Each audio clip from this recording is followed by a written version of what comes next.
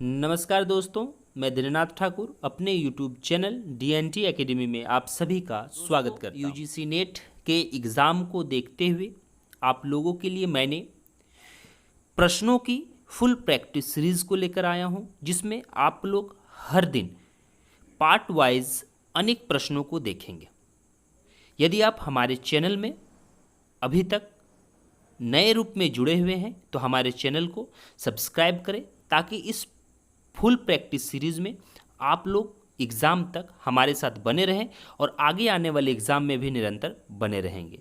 तो बिना देर किए दोस्तों, आज हम लेकर चलते हैं 25 महत्वपूर्ण प्रश्न, जिसमें आप लोग कार्टोग्राफी और सांख्यिकी विधि से संबंधित प्रश्न मिलेगा और आने वाले दिनों में आप लोगों के लिए अनेक प्रश्न भी देखने को मिलेंगे।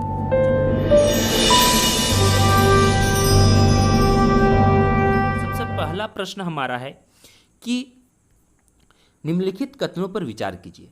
भौगोलिक दिक् स्थान में पिंडों का स्थान निर्धारण और संबंध गुणों का संचालन जीआईएस द्वारा होता है। जैसे कि हम लोगों ने जीआईएस में पढ़ा कि भौगोलिक दिक् स्थान जो है, स्पेशल डायरेक्शन जो हमारा है स्पेस के माध्यम से, तो उसमें पिंडों का स्थान निर्धारण हमारा जीआईएस के द्वारा होता है, उनके गुणों के आधार पर। दूसरी बात है, स्थानिक पिंड बिंदुओं, रेखाओं और बहुभुजों के आलेखी अवयव द्वारा ही निरूपित होती है। तो इसमें हमारा जो उत्तर होगा वो होगा 1 और 2। दूसरा प्रश्न हमारा है, रेखीय और कोणीय दोनों मापनों में भाग के प्रभाज में अपेक्षाकृत अधिक परिशुद्धता पाने के लिए कौन सी मापनी इस्तेमाल में लाई जाती है? तो वर्नियर जो स्केल हमारा है उसमें रेखीय और कोणीय दोनों मापनी के प्रभाजों का इस्तेमाल होता है। उसके बाद तीसरा प्रश्न हमारा जो है काफ़ी महत्वपूर्ण प्रश्न है। निम्नलिखित में से एक आरएफ है जो 1 सेंटीमीटर की मानचित्र की दूरी और 5 से किलोमीटर की भू दूरी के बराबर निरूपित करता है। तो इसमें हम लोग क्या करते हैं कि 1 सेंटीमीटर को हम लोग 5 सेंटीमीटर में हमको दिखाना है, तो 5 किलोमीटर को डायरेक्ट हम जब सेंटीमीटर में दिखा देते हैं तो ये हो जाएगा आपका डी आंसर, जो 5 लाख सेंटीमीटर में ये बदल जाएगा। यानी कि किलोमीटर को सेंटीमीटर में बदलते हैं तो हमको क्या करना पड़ेगा, 1 लाख से भाग दे देना पड़ेगा। चौथा प्रश्न, एक प्रकार का आरेख है जिसमें मानों की मूल बिंदु जो होती है त्रिज्या के रूप में चित्रित किया जाता है, तो इसको हम लोग कहते हैं तारक रेखा चित्र, AX इसका आंसर होगा। पांचवा प्रश्न है, बिंदु विधि के संदर्भ में निम्नलिखित कथनों पर विचार कीजिए। ध्यान दीजिए कि हम बात करें डॉट मेथड की, तो डॉट मेथड में ध्यान रहिए कि बिंदु विधि निरपेक्ष आकृतियों के वितरण को चित्रित करने के लिए सावर्धिक सूचना सुविधाजनक विधि है। दूसरी बात है, बिंदु का आकार उस अवयव की आवृत्ति पर निर्भर करता है जिसे निरूपित करना है। तीसरा है, इसके अंदर प्रत्येक बिंदु का एक समरूप मान होता है। जी हाँ, जरूर एक समरूप इसमें मान होता है। चौथा है, इसका उपयोग बड़े प्रभावकारी तरीके से जब मानों का आलेखन बड़े मापदंड के विस्तार से करना होता है। यानी कि इसका जो आंसर होगा 1, 3 और 4 यानी 1। अगला प्रश्न हम चलते हैं, जिसमें हम लोग देखेंगे कि श्रेणी है, सूची ए है, सूची बी है। सूची ए है में मानचित्र के प्रकार है, सूची बी में हमारा उनके आंसर है, फुल है, यानी कि उसका क्या परिभाषा है। तो ये प्रश्न हमारा प्रीवियस ईयर में पूछा जा चुका है कि ए जो हमारा है वर्णमात्री, तो वर्णमात्री में हम लोग क्या करते हैं कि मात्रात्मक मानचित्र जो कि वितरण की प्रादेशिक विभिन्नता की छायाओं को दर्शाती है। ध्यान दीजिए, वितरण के प्रादेशिक विविधता की छायाओं को दर्शाती है हमारा वर्णमात्री। दूसरी बात है सममान रेखा। सममान रेखा में क्या होता है कि किसी वितरण के लिए बराबर मान के स्थानों को जोड़ने वाली अधिकल्प रेखा होती है। सी जो हमारा है ये होती है कि गुणात्मक मानचित्र के क्षेत्रीय वितरण को दर्शाने के लिए उसमें छाया और आभाओं का प्रयोग किया जाता है। और डी जो है वनपत्री की, इसमें क्या करते हैं, गुणात्मक मानचित्र जो क्षेत्रीय वितरण को प्रतीक सूचकों आदि के रूप में हम लोग दिखाते हैं। यानी कि इसका आंसर जो होगा वो हमारा इसका आंसर जो होगा वो हमारा जो होगा डी होगा। ठीक है, इसका आंसर क्या होगा, हमारा डी होगा। 7वां प्रश्न है, जो लेखा चित्र तरंग दैर्घ्य और परावर्तक के परिणाम को दर्शाती है, तो हम लोगों ने जीआईएस में पढ़ा था, उसे स्पेक्ट्रमी बैंड कहते हैं। 8वां प्रश्न जो हमारा है ये है, लागत नियंत्रण, गुणवत्ता नियंत्रण, विकास मूल्यांकन के आंकड़ों को निरूपित करने के लिए निम्नलिखित में से कौन से आरेखों का उपयोग सही होता है? तो इसमें कोरोमेटिक और कोरोग्राफिक दोनों का ही इसमें प्रयोग किया जाता है लागत नियंत्रण, गुणवत्ता नियंत्रण और विकास के मूल्यांकन में। नवा प्रश्न हमारा है जो विशेष रूप से जीआईएस से ही संबंधित है, और आप लोग हमारे अगर जीआईएस के सीरीज़ को नहीं देखा है, और आने वाले दिनों में मैं आप लोगों के लिए जीआईएस का सीरीज़ आगे बढ़ाऊंगा, उसको आप जरूर देख लें। तो नवा प्रश्न है, अंकीय भूभाग में भूभाग सूचना के संग्रह के लिए एक सदिश आधारित आंकड़ों की संरचना बनाई गई, जिसमें प्रत्येक मान हमारा एक्स और वाई का निर्देशांक होता है, और ऊंचाई का मान जो होता है वो जेड होता है। सभी बिंदु अपने कोरों में जुड़कर अतिव्याप्ति त्रिभुज के जाल बनाते हैं, जो सामूहिक रूप से भूपृष्ठ को निरूपित करती है। तो इसको हम लोग कहते हैं टीन कहते हैं। अब टीन क्या है? टीन का फुल फॉर्म है ट्रेंगुलर इरेगुलर नेटवर्क। ध्यान दीजिए, टीन का full form triangular irregular network होती है, ठीक है, जिसमें हम लोग क्या करते हैं, एक प्रकार का लेयर है, यानी कि a triangular irregular network layer is commonly an elevation हमारा surface that representative height value across an extent. TIN layer are available in both, हमारा जो बात होती है both map and scene views of arc GIS, ठीक है, arc GIS pro. तो इसको हम लोग टीन के अंतर्गत रखते हैं। 9वां का आंसर। 10वां प्रश्न हमारा है कि प्रतिबिंब की व्याख्या की हस्तचालिका विधि के संदर्भ में, ध्यान दीजिए, हस्तचालिका विधि के संदर्भ में निम्नलिखित कथनों पर विचार कीजिए, इसमें से कौन सा हमारा जो है सही है। तो हमेशा ध्यान रहे कि जब भी हम हस्तचालिका विधि की बात करते हैं तो ठीक ऊर्ध्वाधर फोटोग्राफ पर पाद बिंदु फोटो की मूल बिंदु को समानुपाती होता है। जी हाँ, जरूर। विपरीत निर्देश चिन्हों को जोड़ने वाली सरल रेखाएं मूल बिंदु पर प्रतिच्छेदित करती है, यानी कि दोनों ही हमारा जो है सही है, यानी आंसर जो है सी होगा। ध्यान दीजिए, इसका आंसर जो हमारा है वो क्या होगा? सी होगा। तो सी पर हम टिक मारते हैं।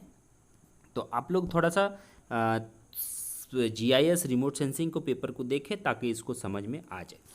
अगला प्रश्न हमारा है कि मालवीय प्रक्षेप से संबंधित कि मालवीय प्रक्षेप के संदर्भ में कौन सा कथन सही है। जब भी हम मालवीय प्रक्षेप की बात करते हैं तो मालवीय प्रक्षेप का जो आकार होता है वो दीर्घवृत्ताकार होता है, हमेशा ध्यान रखिए, और इनमें समांतरों को सरल रूप में हम दिखाते हैं, तभी हमारा आंसर जो होगा सी होगा। मालवीय में हमेशा दीर्घवृत्ताकार और आकार जो होता है वो सरल रेखाओं के रूप में हम समांतर रूप से दिखाते हैं। 12वां प्रश्न जो हमारा है वो है गोलाकार आरेख में गोलों की त्रिज्या निम्नलिखित में से किसके एक समानुपाती होती है। गोलाकार आरेख की बात हो रहा है तो इसमें हमेशा से गोलाकार आरेख में जो हमारा बात होता है गोलों की त्रिज्या की, वो हमारा मात्राओं का घनमूल के बराबर समानुपाती मानी जाती है। चलिए दोस्तों, अब फिर से हम देखते हैं 13वां प्रश्न, जो भी फिर हमारा मिलान है, जो आने वाले एग्जाम के लिए काफ़ी महत्वपूर्ण है। इसको जरूर आप लोग देखें, और अभी तक यदि हमारे चैनल को सब्सक्राइब नहीं किए हैं तो सब्सक्राइब करें ताकि आप हमारे साथ निरंतर बने रहें। इसमें विवरण है कि प्रत्येक समानांतर मानक जो समानांतर होती है वो किस में होती है, तो बहुशंकु जो हम जी हाँ, बहुशंकु जो हमारा होता है, बहुशंकु प्रक्षेप में प्रत्येक समानांतर मानक समानांतर होती है। ज्यावक्रीय प्रयोग का कब कहाँ पर प्रयोग होता है, तो ज्यावक्रीय प्रयोग देखें, ज्यावक्र का यहीं पे ऑप्शन में समझ सकते हैं, ज्यावक्रीय प्रक्षेप में प्रयोग होता है।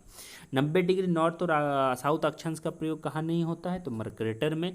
उत्तरी और दक्षिण ध्रुव का गोल का त्रिविमीय बेलनाकार रेखा जो है उसमें, यानी कि इसका आंसर जो है हमारा बी होगा। ये सीधे सीधे मिल चुका है, इसका आंसर जो है बी होगा। अगला हम बात करते हैं 14 नंबर, जिसमें बात करेंगे कि यदि नति कोण 3 डिग्री से कम हो तो वायु फोटोग्राफी क्या कहलाती है। तो हम लोगों ने देखा था रिमोट सेंसिंग में भी, वायु फोटोग्राफी में भी, कि वो ऊर्ध्वाधर फोटोग्राफी कहलाता है जिसका नति कोण 3 डिग्री से कम होता है।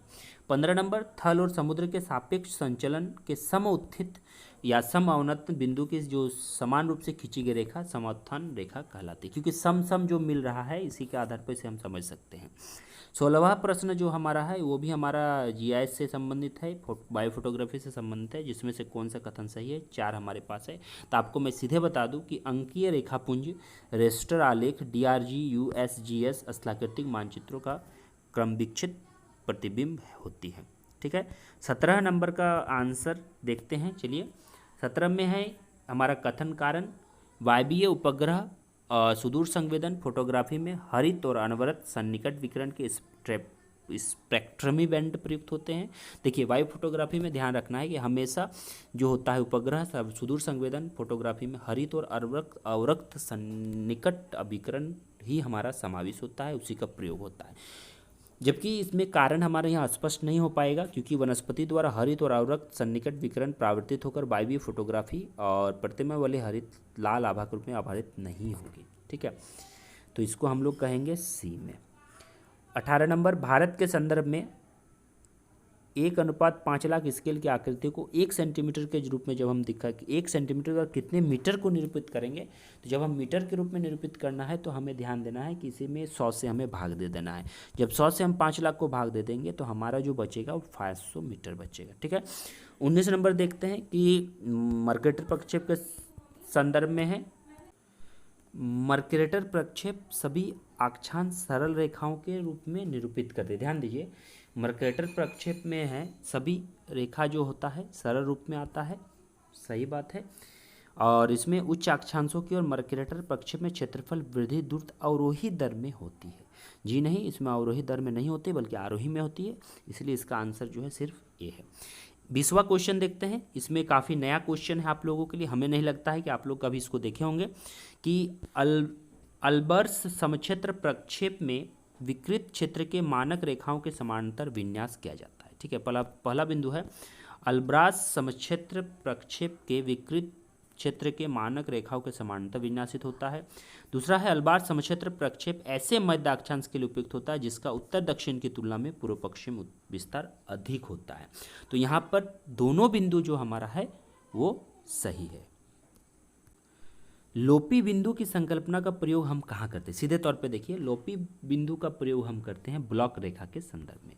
भारतीय सर्वेक्षण 1:50,000 मापनी वाले स्थलाकृतिक मानचित्र में कृषि क्षेत्रों को जब हम प्रयुक्त करते हैं, उसको दिखाते हैं, प्रदर्शित करते हैं, तो उसका रंग में कौन सा प्रयोग हम लाएंगे?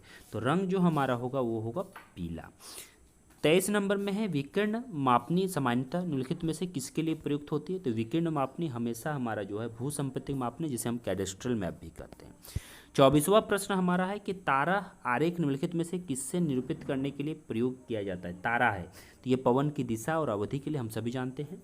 25 और अंतिम हमारा आज का प्रश्न है आराम आरेख की रचना हमें क्यों करते हैं या फिर निम्नलिखित आंकड़ों में किन की आवश्यकता होती है? तो मासिक तापमान और आपेक्षिक आर्द्रता की आवश्यकता होती है आराम आरेख में। तो दोस्तों, यदि आपको ये वीडियो अच्छा लगा है तो हमारे कमेंट बॉक्स पर ज़रूर कमेंट करें, और आपको जो भी विषय से संबंधित है भूगोल या पेपर 1 में उससे संबंधित कमेंट करें, मैं उसी का प्रश्न लेकर आऊँगा।